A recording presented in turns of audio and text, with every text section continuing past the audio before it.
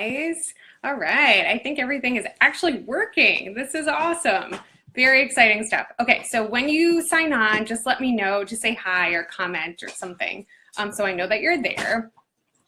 Okay, so I am so sorry about yesterday.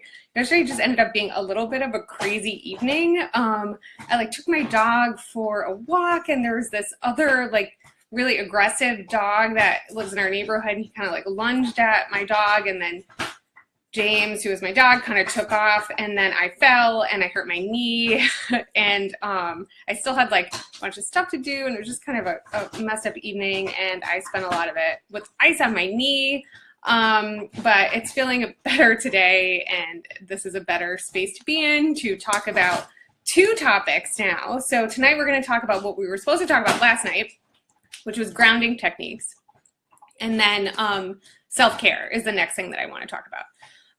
So one of the things that I kind of want to talk a little bit about what grounding techniques are and kind of what purpose really do they serve.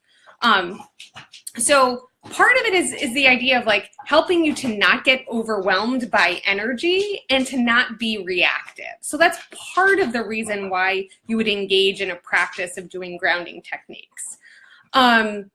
It may help you kind of manage strong emotions, connect back with the earth or really yourself and kind of centering yourself, bringing yourself back down to kind of who you are and what you need at the moment.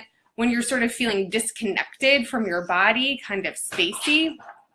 All right, I'm going to go through some of my reasons for doing grounding techniques. What are some of the purposes that they serve?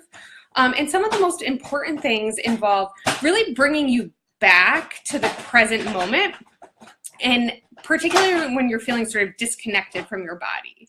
And we may feel disconnected from our body from all kinds of reasons. It may be due to pain, it may be due to anxiety, it may be due to stress, you may be kind of just feeling really spacey and not centered, not grounded, maybe kind of floating a bit.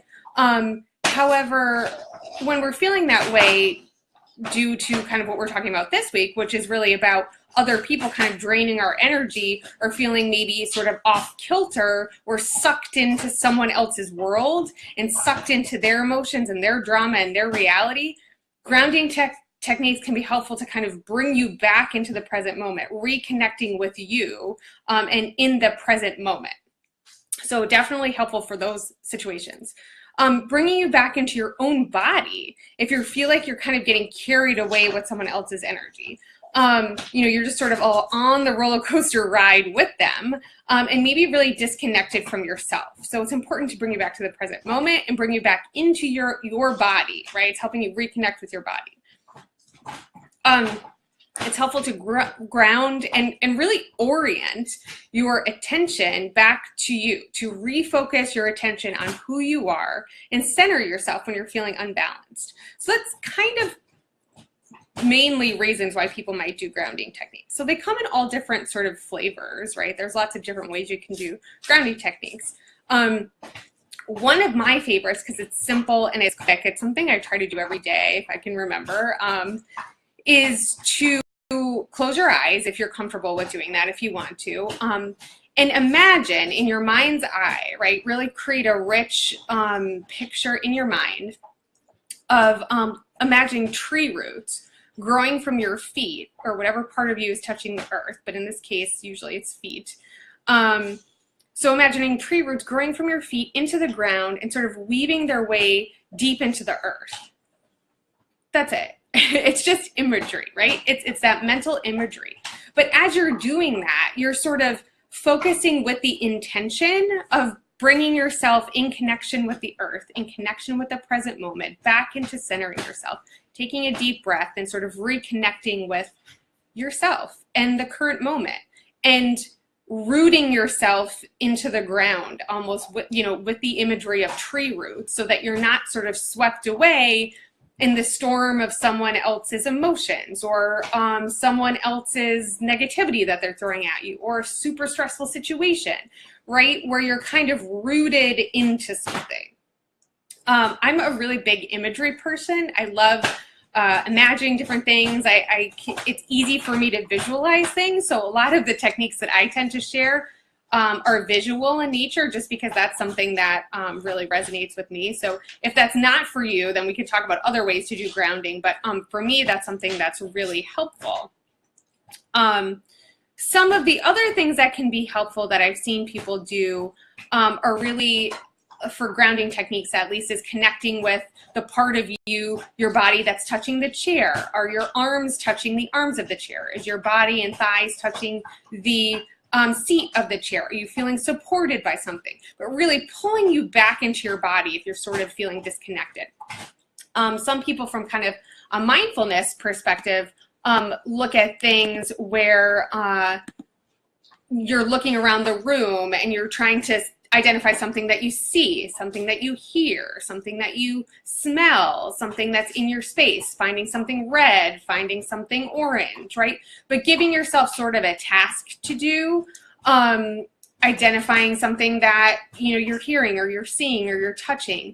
It's just another way to bring you back into the present moment. Some people use that as really a mindfulness practice as well, that you can use at any point during the day. It doesn't have to be in the moment of stress or in an anxiety producing moment, although you certainly can use it then too.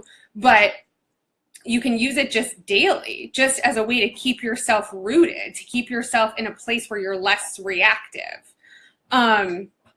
Which can be helpful, I think, if you're someone who, like many of us, kind of tends to get swept away on the ride when we're dealing with people who can be really draining, who can be really stressful to us. The situations and scenarios that we're talking about this week, grounding techniques can be really helpful to combat some of those situations. So I know that we've been talking about sort of energy vampires and those particular unique people in your life who kind of pull your energy, right? And who can kind of have a negative bend to them.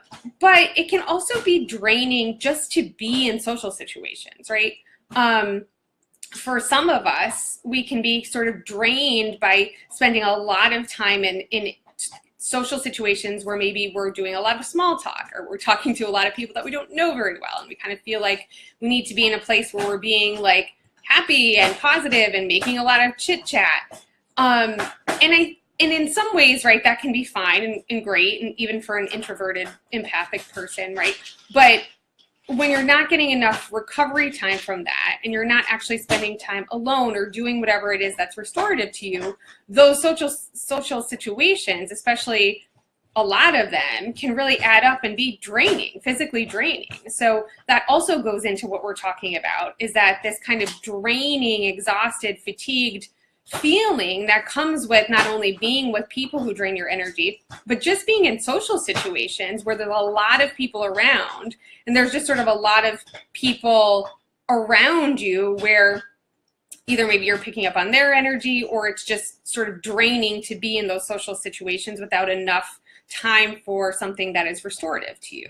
So it doesn't have to only be from specific people who can be draining. It can be just regular social situations, right? And part of the reason why it's important to talk about it during this time of year is that we tend to have maybe more than normal amount of social gatherings. So if you're someone who is affected by the energies of other people, or does kind of take on what's happening in the room, right? Those of us who say like, oh, we can pick up on the vibe in the room, or the vibe of this particular person, or maybe you can feel sort of like palpable tension in a room, or someone brings up a controversial topic, even if you're not involved, and you can kind of feel the energy shift in the room, right? Those of us who are kind of naturally more attentive, more in tune with that, it can just be tiring to go through a lot of situations and scenarios like that, particularly around the holidays. So grounding techniques can be helpful to use like before you go into a place. The tree roots can be a really great one. Doing those kind of things periodically while you're there can be helpful. One of the other things that, I was telling someone in here, I think Megan, I was responding to a comment or something, about wrapping the other person who may be stressful. Not actually wrapping them, but in your mind, imagining that you're sort of wrapping them and wrapping their energy in like a pink, kind of bubbly sort of cotton candy, right? Again, the imagery to me is really helpful. I can't take credit for this. I heard it from someone who I really love on the Psychic Teachers podcast. I don't know if you guys ever listened to this, but it was a technique that they were talking about using for really protecting your energy when you're around someone who's throwing a lot of negativity your way, or a really angry, confrontational, kind of combative person. And if you need to be in space with this person, kind of, what are you doing to protect yourself? So there are all these different techniques that we've been talking about. But one of the ones that I kind of like that sort of resonated with me is to like imagine the person. You can do it with white light, right? You can imagine them being sort of wrapped in white light in your mind, in your mind's eye. Or pink cotton candy, to me, was kind of a funny one. Just sort of the imagery is funny, but it kind of just sort of softens their energy, at least in the way that I perceive it and I sort of imagine it. So it's not really a grounding technique per se, but it's a way to kind of separate yourself from the negativity from the person.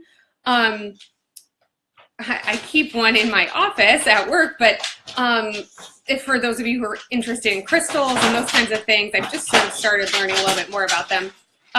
Black tourmaline can be really helpful for sort of keeping yourself separate from negative energies that's kind of coming at you, or negativity, or sort of argumentative folks who may come into your space. Okay, so that's kind of what I'm going to say about that. There are certainly other crystals too, but I don't want to spend too much time on that.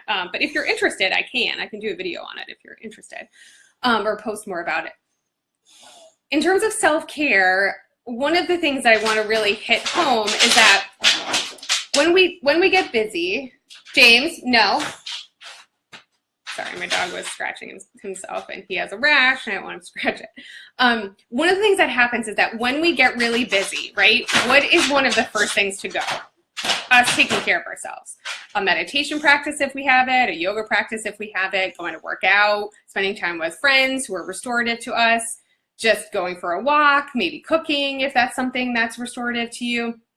But those things that fill your bucket back up after it's been kind of emptied, they tend to take a back seat when we get busy. They tend to go out the window, right? But during times of stress and times when we're maybe feeling a little bit overtaxed, or we have a lot of social things going on, or we have a lot of things that are pulling at our energy, it's really, really important to not only continue your self-care practice as a sort of consistent thing that you're doing to take care of yourself, but even increasing it to balance out the stressful demands of what's going on, right? So that's not the time to give up your practice, whatever it is. That's the time to lean on it, to go towards it. And maybe you don't have as much time to spend on it. Like maybe you're not doing a 45-minute yoga video, maybe you're doing a 20-minute one because you're busy and you have a lot going on. Fine, we can be flexible, we can adjust, but that consistency, that dedication and commitment to yourself is really, really important, especially when you're feeling drained, especially when you're giving a lot of yourself over the holiday season, especially when you're in a lot of social situations, you're encountering people who are kind of draining to you. That self-care practice, just the ritual of the practice is important, but also allowing yourself the time to restore whatever has been drained is really important. To value yourself enough to do that is really important. And maybe you say no to a couple of things, right? So that you do have time, more time for that consistent self-care practice. So making sure that that's a part of your priorities, right? That's a part of your list of priorities, is to do whatever it is, whatever that self-care practice is for you. I've been trying to weave in, I was doing daily for a while, but now I'm sort of like every other day or so doing a yoga practice, and then spending some time after the yoga practice doing some meditation. And then for a little bit of time I was doing some running, and then a yoga practice, and then a little bit of meditation, which is like a lot of activity, a lot of physical activity for me, at least all in a day, especially you know, I'm happy that I'm physically in a place where I can do that and do that periodically at least. But I was feeling really solid, right? Really balanced and really centered, and my mood was really steady. And I was feeling really resilient, right? Like I was feeling really rooted in that if there was stressful things coming up, or if there was a lot coming at me, I felt like I was in a place to handle it, right? I felt like I was in a place where I had, my well was full enough that I could give a bit, or that I could deal with stressful things that were coming my way. I didn't feel depleted, right? So I think that it's hard to notice what it feels like to be actually sort of filling your well if you're not consistently doing that, if you haven't made it a priority, because then you kind of notice when you're not doing it. You kind of miss it when you don't have it in your life, because you realize the difference in how you're feeling, in your energy, in your mood, and how balanced you feel. So I would encourage you to figure out what those things are for you. And I mean, you know, self-care can look very different for everyone. I know it's sort of a buzzword that means like a million different things to a million different people, but it doesn't have to just be like, oh, I'm going to go get a massage, which is lovely and wonderful, and massages are great. But I don't know about you guys, but I can't have a massage every day, right? I need like more of a regular self-care practice. It's great to throw in periodically. It's great to look forward to. I love it, believe me.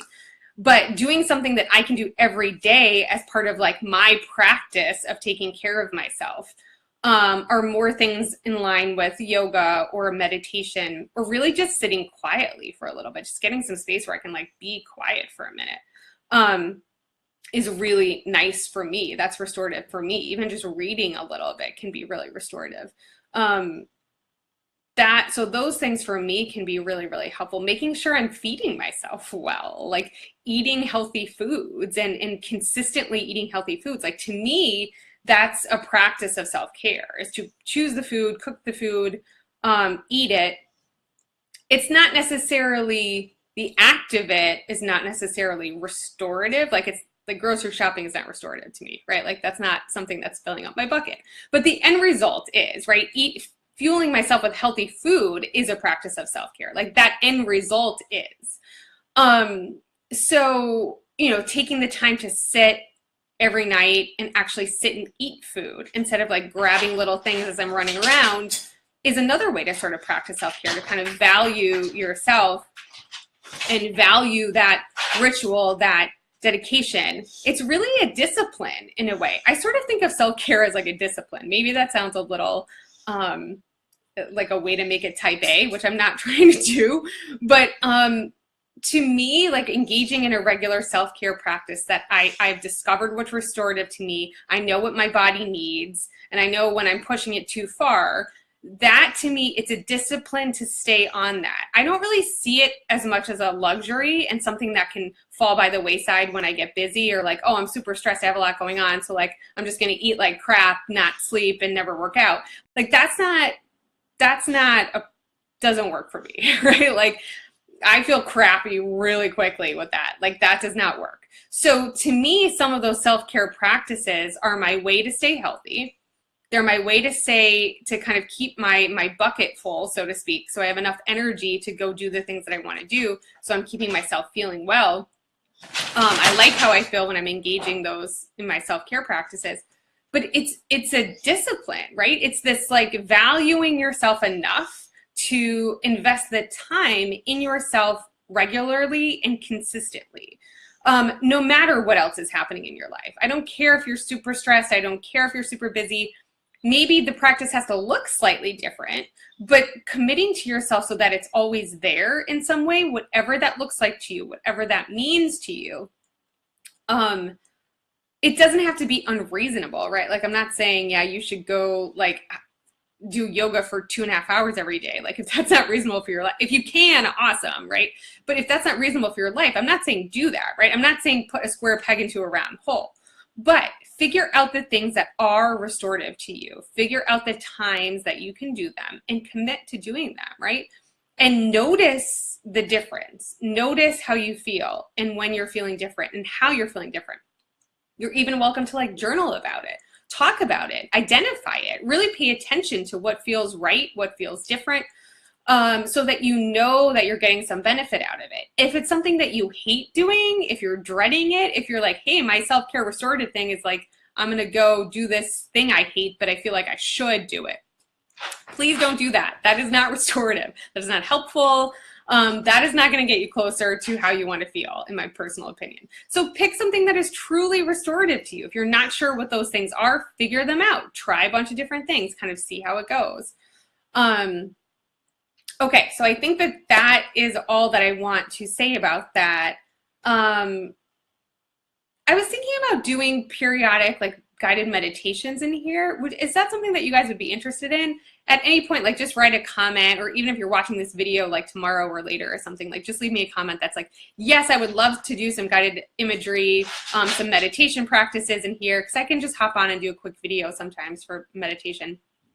If you want, if you guys are interested, I could do that. That would be cool, fun for me. But I think that that's all I want to say today. So I hope you guys enjoyed the video. Let me know if you have questions. Let me know what grounding techniques you guys do, and let me know what self-care practices you have. Just comment anywhere and we can kind of talk a little bit about it. So I will see you guys tomorrow. Bye.